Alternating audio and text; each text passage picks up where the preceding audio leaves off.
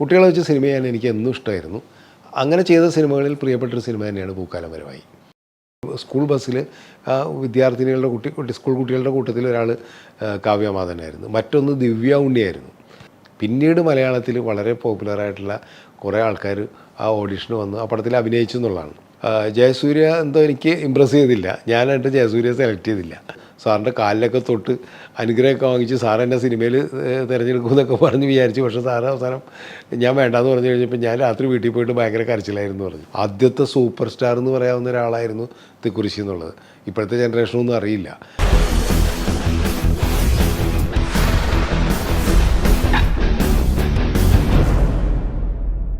നമസ്കാരം, എൻ്റെ സിനിമാ യാത്രയിലേക്ക് വീണ്ടും സ്വാഗതം.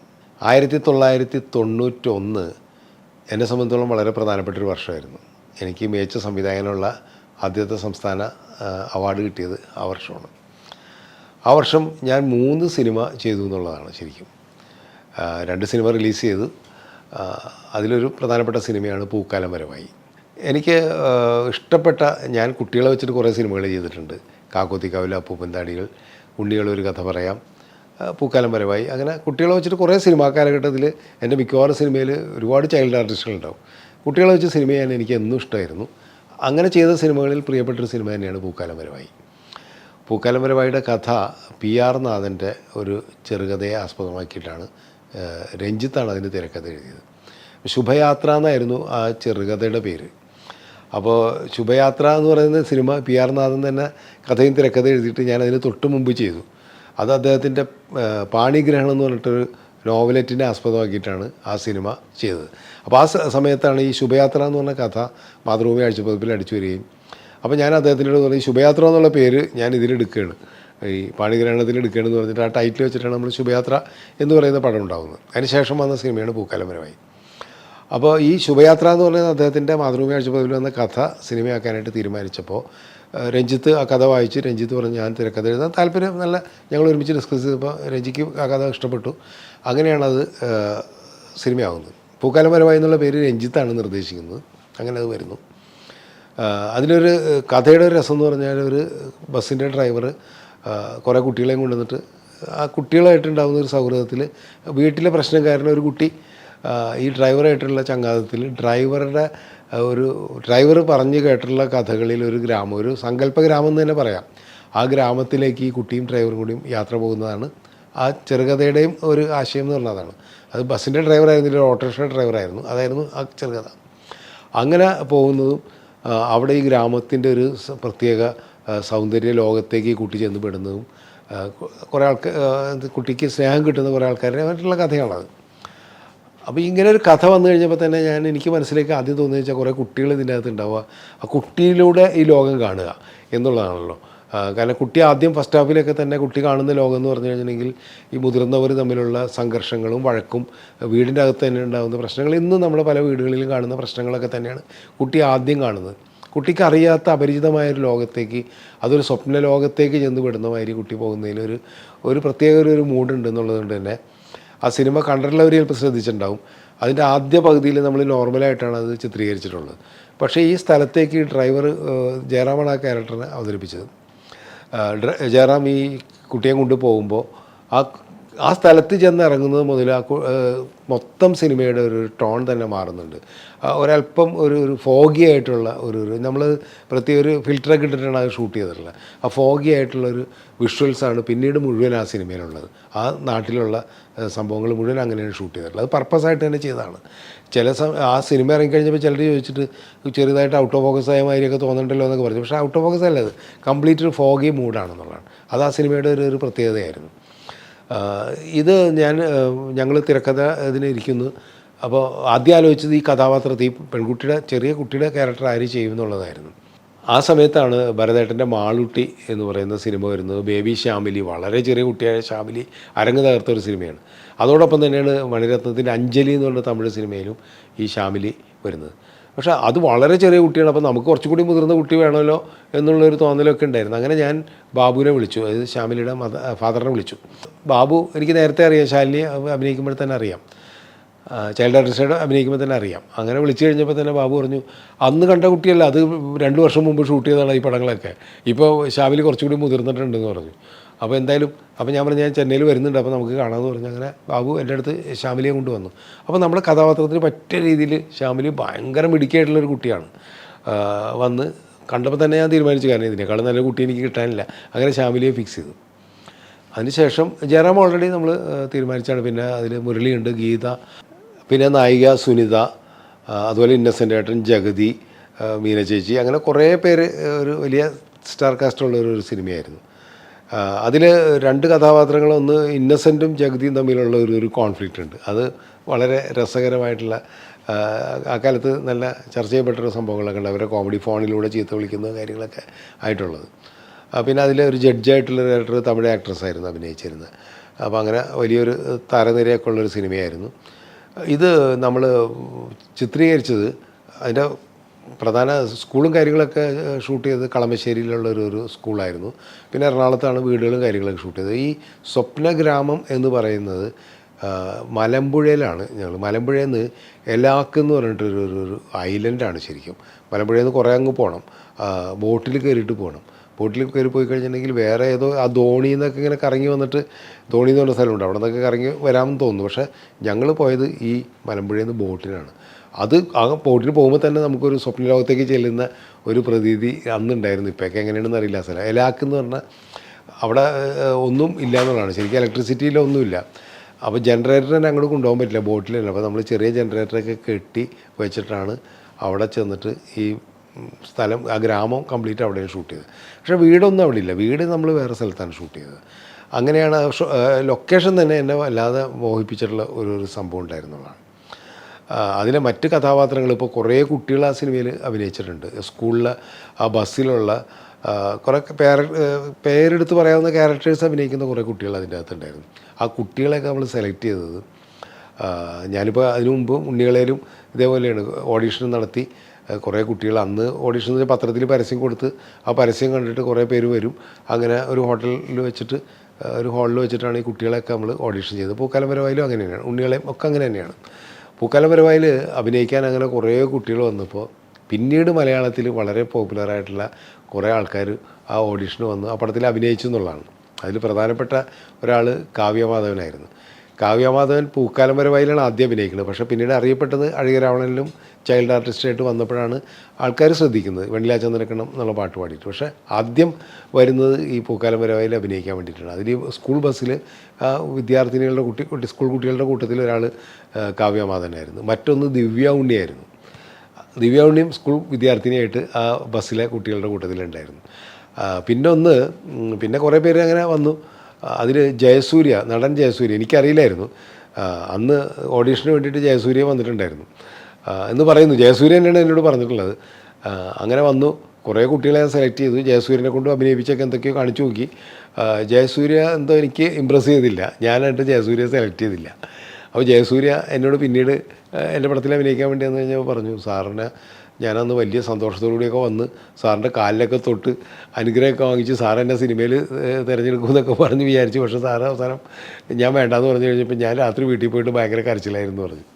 അപ്പോൾ അന്ന് പിന്നെ ഇത് പറയുന്നത് സ്വപ്നക്കൂട്ടിൽ അഭിനയിക്കാൻ വന്നപ്പോഴാണ്. അപ്പോൾ എനിക്കത് കേട്ടപ്പോൾ ഭയങ്കര വിഷമം തോന്നി. എനിക്ക് ജയസൂര്യയുടെ മുഖം ഓർമ്മ വരുന്നില്ല, കാരണം 100 ചില്ലാൻ കുട്ടികളുണ്ടായിരുന്നു. അതിൽ നിന്നാണ് നമ്മൾ 10-30 കുട്ടികളെ സെലക്ട് ചെയ്തത്. ആ 100 ചില്ല എന്ന് പറഞ്ഞാൽ തന്നെ ഫോട്ടോന്ന് നമ്മൾ ഷോർട്ട് ലിസ്റ്റ് ചെയ്തിട്ടുള്ള കുട്ടികളാണ്. അപ്പോൾ ഞാൻ പറഞ്ഞു, എനിക്ക് നിൻ്റെ ഓർമ്മ വരുന്നില്ല എന്ന് പറഞ്ഞു. അങ്ങനെയുള്ള കൗതുകങ്ങളൊക്കെ ഉണ്ട്. കാരണം ചൈൽഡ് ആർട്ടിസ്റ്റായിട്ട് ഒരുപാട് പേര് വന്നു. പിന്നീട് അവർ നായകനോ നായികയൊക്കെ ആയിട്ട് മലയാള സിനിമയിൽ വന്നു. ആ ഒരു കാലമൊക്കെ നമ്മുടെ ഓർമ്മയിൽ ഇങ്ങനെ വരികയാണ്. അതിൻ്റെ പാട്ടുകൾ ഔസേപ്പച്ചനും കൈതപ്രം, ബിച്ചുവും അതിൽ 2 പാട്ട് എഴുതിയിട്ടുണ്ട്. ബാക്കി 2 പാട്ട് കൈതപ്രമാണ്. അന്ന് എൻ്റെ കുറേ സിനിമകൾ അങ്ങനെ ചെയ്തിട്ടുണ്ട്. ബിച്ചുവും കൈതപ്രമൊക്കെ മിക്സ് ചെയ്തിട്ട് പാട്ടുകൾ എഴുതുന്നൊരു കാലം ഉണ്ടായിരുന്നു. ഔസേപ്പച്ചനാണ് അതിൽ പാട്ടുകൾ ചെയ്തത്. അതിലൊരു പാട്ട് വളരെ പോപ്പുലറായിരുന്നു, ഏതോ വാർമുകിൽ എന്ന് പറഞ്ഞിട്ട്. ചിത്രയും പാടിയിട്ടുണ്ട്, അതുപോലെ തന്നെ വേണുഗോപാലും പാടിയിട്ടുണ്ട്. 2 വെർഷനും സിനിമയിൽ ഉപയോഗിക്കുന്നുണ്ട്. അത് വളരെ പോപ്പുലറായിട്ടുള്ളൊരു പാട്ടായിരുന്നു. മറ്റു പാട്ടുകളൊക്കെ തന്നെ വളരെ ശ്രദ്ധ നേടുന്നതായിരുന്നു. ഈ പൂക്കാലം വരയുടെ ഷൂട്ടിങ്ങിൻ്റെ ഒരു സംഭവം ഞാൻ പറഞ്ഞല്ലോ. ഈ ജനറേറ്ററൊക്കെ നമ്മൾ ഈ ബോട്ടിൽ കൊണ്ടുപോയി അവിടെ ഇറക്കി വെച്ച് ആ സ്ഥലത്ത് ഷൂട്ട് ചെയ്യാമെന്ന് പറഞ്ഞു കഴിഞ്ഞാൽ, സത്യത്തിൽ രാവിലെ ഞങ്ങൾ ഇവിടെ നിന്ന് പോകും, പാലക്കാട് നിന്ന് എണീറ്റ് പോയി മലമ്പുഴയിൽ ചെന്ന് അവിടുന്ന് ബോട്ടിൽ കയറി എലാക്ക് എന്ന് പറഞ്ഞ സ്ഥലത്ത് ചെന്നിട്ടാണ് ഈ ഷൂട്ടിംഗ് നടക്കുന്നത്. അതൊരു നല്ല ടാസ്ക്കായിരുന്നു. പക്ഷേ അവിടെ ചെന്ന് കഴിഞ്ഞ് കഴിഞ്ഞിട്ടുണ്ടെങ്കിൽ ഞങ്ങളെല്ലാവരും വേറൊരു ലോകത്ത് ചെന്ന് വിടുന്ന ഒരു ഫീലിങ്ങിൽ ചിത്രീകരിച്ചു. അത് കുറേ കുട്ടികളെ ഒക്കെ തന്നെ നമ്മളൊരു സോങ്ങിന് വേണ്ടിയിട്ട് കൊണ്ടുപോയിട്ടുണ്ടായിരുന്നു. ഒരു ഈ ഉണ്ണിക്കണ്ണനെയൊക്കെ വെച്ചിട്ട് ഒരു പാട്ടുണ്ടായിരുന്നു. അതൊക്കെ നമ്മൾ സെറ്റ് ഇട്ടിട്ട് അവിടെ ഷൂട്ട് ചെയ്തതാണ്. അപ്പോൾ അങ്ങനെ ഷൂട്ടിംഗ് അനുഭവങ്ങൾ വളരെയധികം രസകരമായിട്ട് മനസ്സിൽ കയറി വരുന്ന ഒരു സിനിമയാണ് പൂക്കാലം വരവായി. പൂക്കാലം വരവായി തിയേറ്ററിൽ എത്തിക്കഴിഞ്ഞപ്പോഴും നല്ലൊരു എന്താ പറയുക ഒപ്പീനിയനും കാര്യങ്ങളൊക്കെ ആയിരുന്നു. വളരെയധികം ശ്രദ്ധിക്കുന്ന രീതിയിൽ ആ സിനിമ മാറുകയും ചെയ്തിരുന്നു. പക്ഷേ ആ കാലഘട്ടത്തിലേക്ക് ഒരുപാട് കുട്ടികളുടെ സിനിമകൾ വരുന്നൊരു കാലഘട്ടം ആയതുകൊണ്ട് തന്നെ പിന്നീട് അതിങ്ങനെ അധികം ചർച്ചയിലേക്കൊന്നും വരാതെ പോയൊരു സിനിമയാണ്. പക്ഷേ എനിക്ക് പ്രിയപ്പെട്ട ചില സിനിമകളെന്ന് പറയുന്നത് പലപ്പോഴും ഈ കുട്ടികൾ പ്രധാന കഥാപാത്രമായിട്ടുള്ള സിനിമകൾ അന്ന് മനസ്സിനെ വളരെയധികം സ്പർശിക്കുകയും സിനിമ ചെയ്യുമ്പോൾ ഈ കുട്ടികളെയൊക്കെ അഭിനയിപ്പിച്ചെടുക്കുക എന്ന് പറയുന്നത് എനിക്ക് ഭയങ്കര എക്സൈറ്റ്മെൻറ്റ് ഉണ്ടായിരുന്ന ഒരു സംഭവമാണ്. ഇപ്പോൾ ഞാൻ ആദ്യം അങ്ങനെ ചെയ്യുന്ന പടം ഉണ്ണികളൊരു കഥ പറയുകയാണ്. അത് പടം വന്നിട്ട് 37 വർഷമായി. ഇപ്പോൾ സാന്ദർഭികമായിട്ട് ഞാനിപ്പോൾ ഈ സംഭവത്തിൻ്റെ കൂട്ടത്തിൽ പറയുകയാണ്, ഈ ഉണ്ണികളുടെ എല്ലാ കുട്ടികളെയും ചേർന്നിട്ട് ഞങ്ങൾ ഒരു ഗെറ്റ് ടുഗദർ മോഹൻലാലായിട്ട് സംഘടിപ്പിക്കാൻ പോകുന്നുണ്ട്. അപ്പോൾ ഇപ്പോൾ അവരൊക്കെ വലിയ മുതിർന്ന ആൾക്കാരായി മാറി. അതുപോലെ തന്നെ എന്താ പറയുക, കാക്കോത്തിക്കാവിൽ അഭിനയിച്ച കുറേ കുട്ടികളുണ്ട്. അവരും ഇപ്പോൾ എവിടേക്കോ വലിയ ആൾക്കാർ മുതിർന്ന ആൾക്കാരായിട്ട് മാറിയിട്ടുണ്ടാവും. ചില ആൾക്കാരായിട്ട് നമുക്ക് കോൺടാക്റ്റ് ഉണ്ട്, ചില ആൾക്കാർ കോൺടാക്റ്റ് ഇല്ല. പക്ഷേ ഈ പൂക്കാലം വരവായാലും ഈ പറഞ്ഞവരിങ്ങനെ അറിയപ്പെടുന്ന 3-4 കുട്ടികളെ ഒഴിച്ചു കഴിഞ്ഞാൽ ആ ബസ്സിലുണ്ടായിരുന്ന ഒരുപാട് കുട്ടികളുണ്ട്. ആ കുട്ടികളൊക്കെ ഇപ്പോൾ മുതിർന്ന് വലിയ ആൾക്കാരായിട്ടുണ്ടാവും, അവർക്ക് മക്കളുണ്ടായിട്ടുണ്ടാവും. പക്ഷെ അവരെ ആരെയും ഇപ്പോൾ എനിക്ക് അറിയില്ല എന്നുള്ളതാണ്. ഇപ്പോൾ ഈ 3-4 പേരെ ഒഴിച്ചപ്പോൾ കാവ്യ, ദിവ്യ ഉണ്ണിയൊക്കെ ഒഴിച്ചു കഴിഞ്ഞാൽ ബാക്കി ആരെയും എനിക്ക് അറിയില്ല, ഓർമ്മയിലില്ല. അവരൊക്കെ ഇപ്പോൾ എവിടെ ഇരിക്കും എന്നുള്ളത് എനിക്ക് ഈ സിനിമയെക്കുറിച്ച് സംസാരിക്കുമ്പോൾ ഒരു കൗതുകം, എനിക്ക് ഭയങ്കര അത്ഭുതം തോന്നുകയാണ്. ആ പടത്തിൽ അന്ന് അഭിനയിച്ച കുട്ടികൾ ആരെങ്കിലുമൊക്കെ ഉണ്ടെങ്കിൽ എന്നെ ബന്ധപ്പെടണം. കാരണം ഇതൊക്കെ നമുക്ക് വീണ്ടും അവരെക്കുറിച്ചൊക്കെ ഓർക്കാനും അവരെയൊക്കെ ഇപ്പം എന്താണ് അവരെന്ന് അറിയാനും ഒരു കൗതുകമുണ്ടല്ലോ. അപ്പോൾ എപ്പോഴും ഞാൻ ആലോചിക്കുന്നൊരു കാര്യമുണ്ട്, എൻ്റെ സിനിമയിലൊക്കെ ചൈൽഡ് ആർട്ടിസ്റ്റായിട്ട് അഭിനയിച്ച ആൾക്കാരൊക്കെ ഇപ്പോൾ വലുതായിട്ടുണ്ടാവും, അവരൊക്കെ ഇപ്പോൾ എവിടെ ഉണ്ടാവും, അവരൊക്കെ എങ്ങനെയായിരിക്കും ഇപ്പോൾ ജീവിക്കുക എന്നൊക്കെ ഞാൻ എപ്പോഴും ഇങ്ങനെ ആലോചിക്കാറുണ്ട്. അതൊരു കൗതുകമാണ്. പൂക്കാലം വരവായിനെക്കുറിച്ച് ഓർക്കുമ്പോൾ എനിക്ക് ഏറ്റവും കൂടുതൽ ആലോചിക്കാൻ കഴിയുന്ന, എനിക്ക് തോന്നുന്നൊരു സാധനം അതാണ്. അതിൽ ജഗതിയും ഇന്നസെൻറ്റും ചെയ്യുന്ന കോമ്പിനേഷൻ ക്യാരക്ടേഴ്സ് ഉണ്ട്. അവർ ഫോണിൽ കൂടിയാണ് കൂടുതലും സംസാരിക്കുന്നത്. എപ്പോഴും അടിയാണ്, ഫോണിൽ കൂടി വിളിച്ച് ചീത്ത വിളിക്കലും കാര്യങ്ങളൊക്കെ.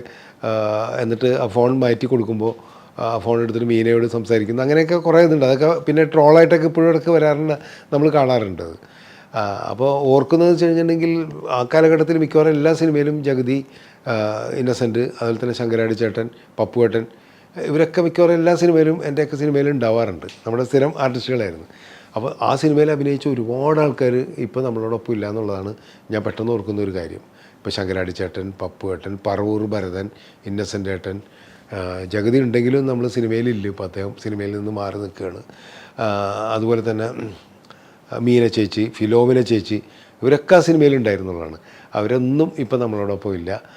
ഫിലോമിന ചേച്ചിയൊക്കെ ആ ബസ്സിലെ എന്താ പറയുക ഒരു ആയയായിട്ടാണ് അഭിനയിക്കുന്നത്. ഭയങ്കര രസകരമായിട്ട് കോമഡിയൊക്കെ ചെയ്യുന്ന ഒരു ക്യാരക്ടറായിട്ടാണ് അതിലുണ്ടായിരുന്നത്.